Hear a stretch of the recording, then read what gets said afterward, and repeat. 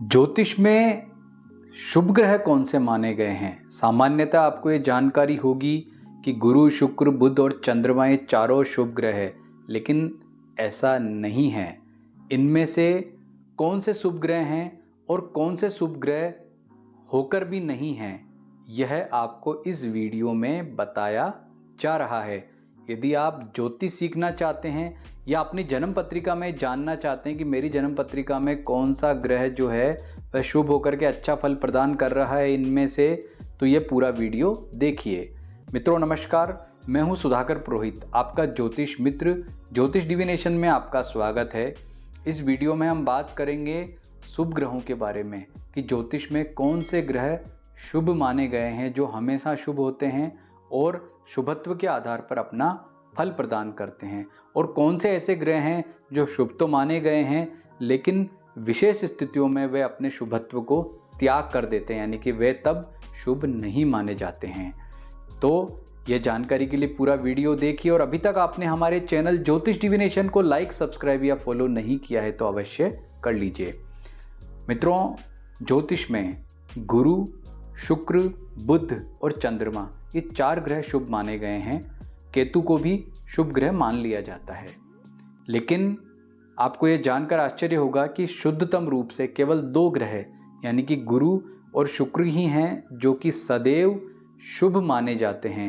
यानी कि जन्म पत्रिका में कोई भी स्थिति हो, कोई भी भाव हो, ये अपने शुभत्व का त्याग नहीं करते हैं। लेकिन बुध और चंद्रमा हमेशा शुभ ग्रह नहीं होते हैं।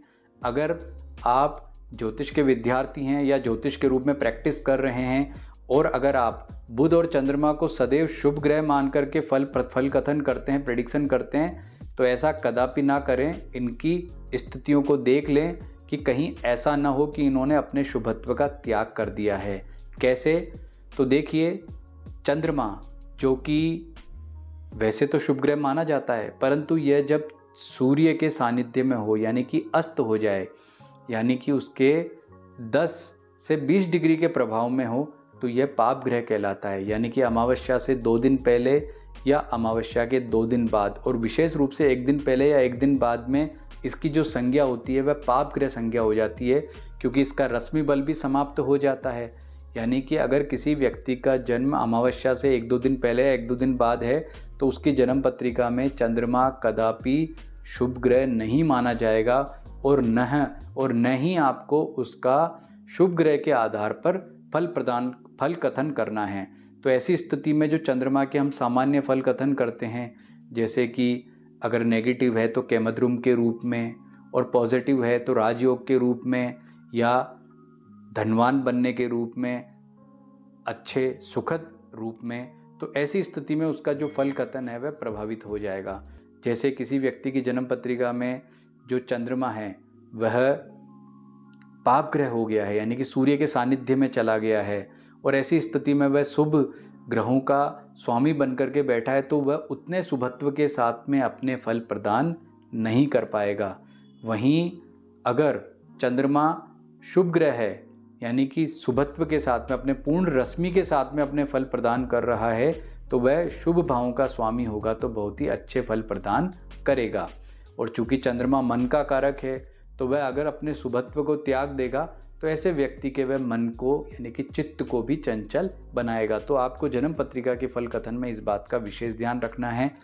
इसी प्रकार से बुध ग्रह हमेशा शुभ नहीं होता। ज्योतिष शास्त्र के फलित ग्रंथ है, उनमें लिखा है कि यदि बुध शुभ ग्रहों के साथ बैठा हो तो शुभत्व के आधार पर फल प्रदान करता है, और पाप ग्रहों के साथ बैठा हो तो वह पापी ग्रह हो जाता है। यानी कि अगर वह मंगल शनि के साथ चला गया है, सूर्य के साथ चला गया है, तो वह कदापि शुभ ग्रह नहीं कहलाएगा।